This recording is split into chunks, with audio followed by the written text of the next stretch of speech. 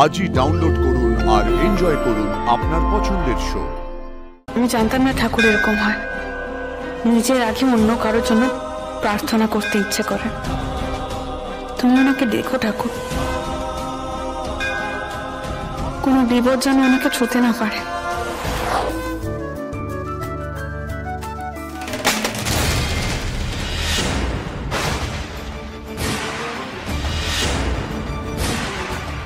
এটা কি করে পড়ে গেল? এই ছবি তো আমি অনেক যত্ন করে রাখি। হে ভগবান, এ কিসের ইঙ্গিত?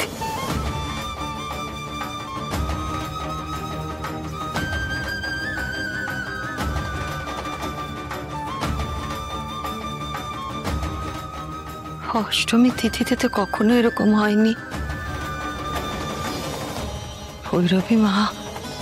ভৈরবী মা বলেছিলেন যে কেউ আসছে এই বাড়িতে, কেউ আসছে।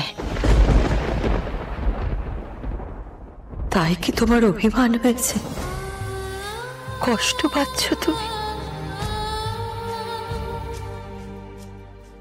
আমার বিশ্বাস তোমার জায়গা কেউ নিতে পারবে না এই বাড়িতে। যা কিছু তোমার সব তোমারই থাকবে, আর যে নতুন আসবে সে তার পাওনা পাবে। আজ অষ্টমী তিথি, আমি মন্দিরে যাব পুজো দিতে তোমার জন্যে। আমি আমার সব কিছু দিয়ে ঈশ্বরের কাছে প্রার্থনা করব যাতে সব কিছু শুভ হয়, সব কিছু শুভ হয়। ঈশ্বর,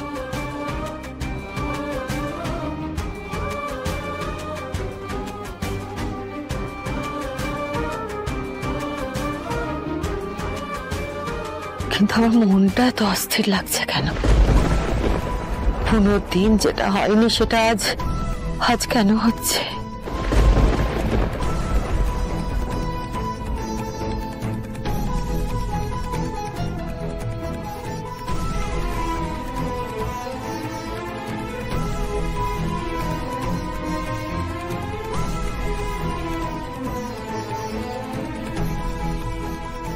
বড় মা, পুজোর ডালা সাজানো হয়ে গেছে। ঠিক আছে, রাখো, আমি আসছি।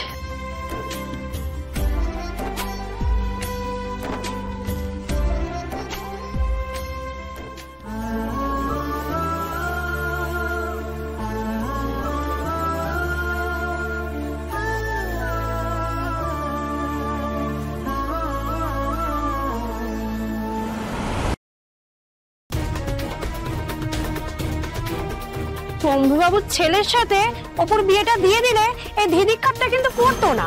এসব কি কথাবার্তা বলছো বলো তো তোমরা? অপু একদিন এক একজনের গাড়ি থেকে নামলে কথা তো হবেই গো সুস্মিতা বৌদি। আরে কি গো, আর কতবার করে চা গরম করবো তোমার জন্য? তো মহা জানা হয়েছে। আমি কি পেছনের চাকা যে তোমার পেছন পেছন ঘুরে যাবো? হ্যাঁ, মানে আর্য স্যার এসেছিলেন আমাকে হেল্প করতে। অত রাতে হেল্প? কি তাতে তুমি গরম করতে বলো কেন বারবার চা? একবার করে গরম করছি, ঠান্ডা হয়ে যাচ্ছে। এ তো মহা জ্বালা এই লোকটাকে নিয়ে। এত খেতে খেতে চাটা বানালে তো আবার ঠান্ডা হয়ে যাবে। আমি কি আবার গরম করবো? আর কত টাকা গ্যাস খরচা করবো বলো তো? চা না? না, চা নয়, রাবড়ি মাখা Sandesh.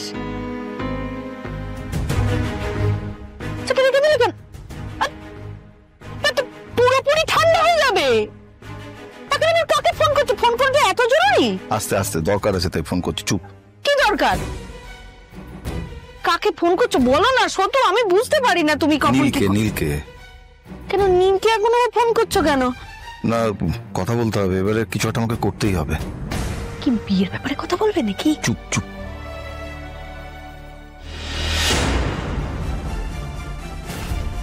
Good morning. Good morning.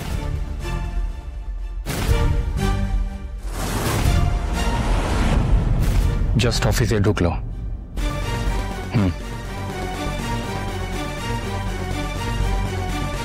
আমি পরে আবার ফোন করছি।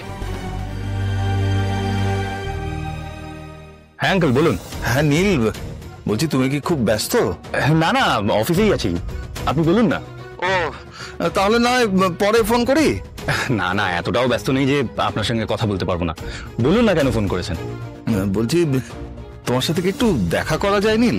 একদম যায়, কিন্তু কিছু কি হয়েছে?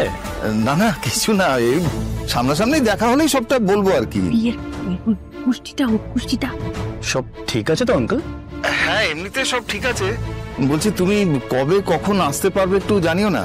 পুষ্টিটা আনতে বলো। আজকেই আসতে পারি, অফিসের পরে চলে যাবো আপনাদের বাড়িতে। এই না না না না না আসবো না? না না মানে বলছি যে এই পাড়ায় তোমাকে আর আসতে হবে না। সেদিন তোমাকে সবাই যা বললো তারপর তো আর। আঙ্কেল আপনার কি মনে হয় ওই সমস্ত কথা আমি গায়ে মেখেছি, মনে রেখেছি?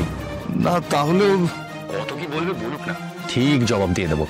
আমি জানি তোমার সে সৎসাহস আছে, কিন্তু আমি না এখন এরকম কোনো ঝামেলায় জড়াতে চাইছি না নীল। আমি বলি কি, আমি তোমার অফিসের কাছে কোথাও একটা তোমার সাথে দেখা করি। পুষ্টিটা বলো না। তাহলে দেখা হচ্ছে নীল বিকেলে। হ্যাঁ হ্যাঁ আঙ্কেল। হ্যাঁ রাখলাম।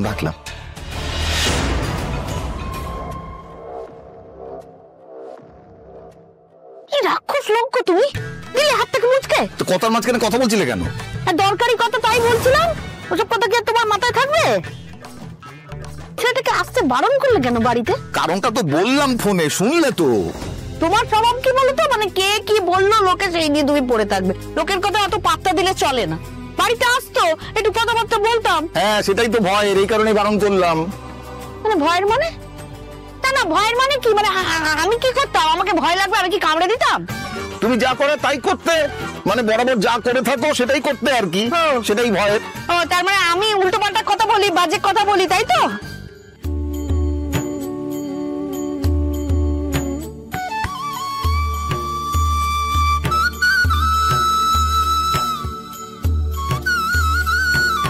আমি বিশ্বাস করি যা কিছু হচ্ছে, যা কিছু হবে সবই তোমার ইচ্ছে ঠাকুর। কিন্তু এটাও জানি স্যার কাল যাই বলুন না কেন কিছু একটা লুকিয়ে গেছেন। কিন্তু আমি স্যারকে এক কথা বলে বারবার করে উত্তপ্ত করতে পারবো না। আমি জানতাম না ঠাকুর এরকম হয়, নিজের আগে অন্য কারোর জন্য প্রার্থনা করতে ইচ্ছে করে। তুমি ওনাকে দেখো ঠাকুর, কোনো বিপদ যেন ওনাকে ছুঁতে না পারে। কিছু তো একটা আছে যে কারণে উনি লন্ডন গেলেন না, লুকিয়ে রইলেন কোথাও। সেখানে ওনার ফোনটাও ছিল না। আমার সঙ্গে দেখা করতে এলেন, সেটাও লুকিয়ে ছদ্মবেশে। যদি কোনো বিপদ আসে তুমি ওনার সামনে ঝাল হয়ে দাঁড়িও, আর আমাকে তাড়াতাড়ি বড় করে দাও ঠাকুর, যেন আমি ওনার পাশে দাঁড়াতে পারি সব বিপদে।